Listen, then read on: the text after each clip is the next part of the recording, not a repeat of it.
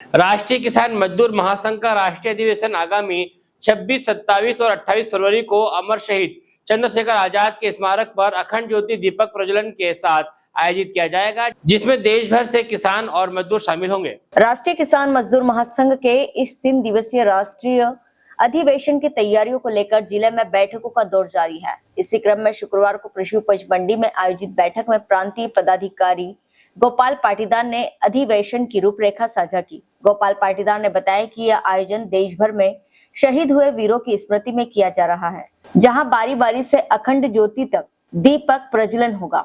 इसका उद्देश्य आने वाली पीढ़ियों में बलिदान, संघर्ष और जागरूकता की भावना को जीवित रखना है।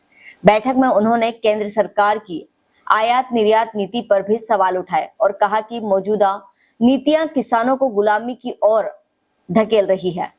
उन्होंने आरोप लगाया कि किसान अपनी ही उपज का उचित मूल्य पाने के लिए संघर्ष कर रहा है, जबकि नीतिगत फैसलों से उनकी स्थिति और कमजोर होती जा रही है।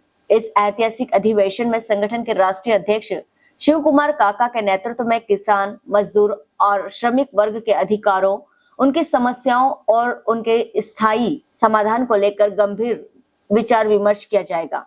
बैठक के दौरान उपस्थित पदाधिकारियों और कार्यकर्ताओं ने यह संकल्प लिया कि अधिवेशन की जानकारी गांव-गांव तक पहुंचाई जाएगी, ताकि अधिक से अधिक किसान और मजदूर इस आंदोलन का हिस्सा बन सके।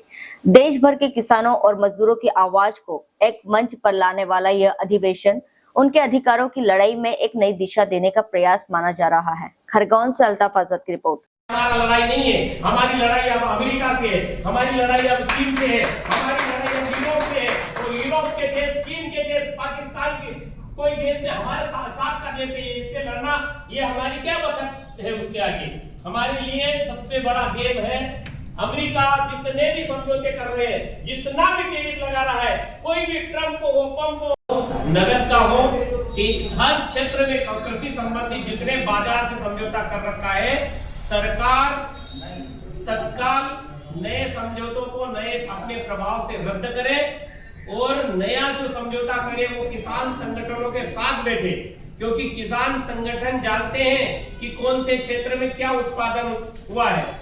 अभी मध्य प्रदेश में काफी सोयाबीन का उत्पादन, मक्के का उत्पादन, कपास का उत्पादन। मध्य भारत और बटकेश्वर दत्त की समाधि स्थल पर राष्ट्रीय किसान मजदूर महासंघ अखंड दीप जला चुका है।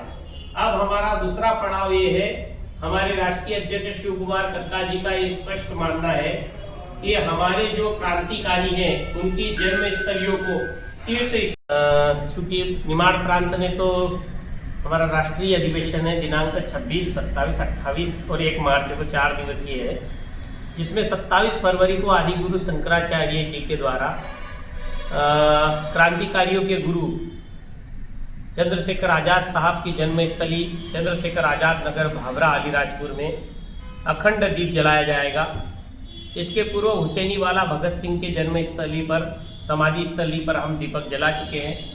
राष्ट्रीय अध्यक्ष शिव कुमार कक्का जी का स्पष्ट मानना है कि जितने भी शहीद है उनकी जन्मस्थली को, शहीदी स्थली को हम तीर्थ स्थल में बदल दें। एक शंकराचार्य जी इनका अधिवेशन दीपक जला के अधिवेशन को हम संपूर्ण करेंगे। हमारे अधिवेशन प्रादेशिक और राष्ट्रीय रहेगा, जिस पर देश एवं दुनिया की नजर रहने वाली है। इस अधिवेशन में भारत सरकार को हम कहना चाहते हैं कि अगर चंद्रशेखर आजाद के दीपक जलाने के बाद एक संकेत क्लियर है कि आप देश के किसानों को भी आज़ादी दी जाए। 7,42,663 किसानों जो शहीदी दी है तब जाके आज़ादी मिली है, तो उन गाँव को आज़ाद नहीं किया। गाँव अभी भी गुलाम है और तंत्र में बैठे लोग गांव का उपहास करते हैं, गांव की मेहनत को महानगर की अय्यासी पर उड़ाते हैं। भारत सरकार तत्काल जितने भी किए गए वायदे, जितने भी समझौते किए गए हैं, चाहे वो फ्री ट्रेड एग्रीमेंट हो, WTO हो, RCEP हो, डंकल हो, गेट हो, जो भी हो, जिनका विरोध पूर्व में ये सरकार कर चुकी है, उसको तत्काल रद्द किया जाए और भारत की आयात और निर्यात नीति किसानों के हित में बनाई जाए। चाहे दलहन हो, तिलहन हो, औषधि हो, फल हो, हर चीज में हम नंबर 1 पे है और भारत सरकार ही नंबर 1 होने का अवार्ड दे रही है। तो फिर दुनिया के देशों से आप RCEP की तरह ऑस्ट्रेलिया मक्का देगा, हमको चना देगा, कपास देगा, फिर यहाँ का किसान क्या करेगा? डेनमार्क 12 रुपए लीटर का दूध देगा जो वहाँ समुद्र में फेंका जाता है, फिर यहाँ का किसान क्या करेगा? इसलिए आयात निर्यात नीति किसान के हित में बनाई जाए। किसान बचेगा तो राष्ट्र बचेगा, गाय बचेगी, किसान बचेगा, गांव बचेगा, तब जाकर देश बचेगा। देश को बचाने के लिए हमको गांव, खेत, किसान को बचाना पड़ेगा। इस अधिवेशन का और इस अखंड ज्योति का यही उद्देश्य है। भारत माता की जय। हेलो फ्रेंड्स, आप देख रहे हैं हमारा चैनल SW24 न्यूज। हमारे सारे वीडियो सबसे पहले देखने के लिए आप हमारे चैनल को सब्सक्राइब करें और पास में लगे बेल आइकन को दबाना बिल्कुल भी ना भूलें।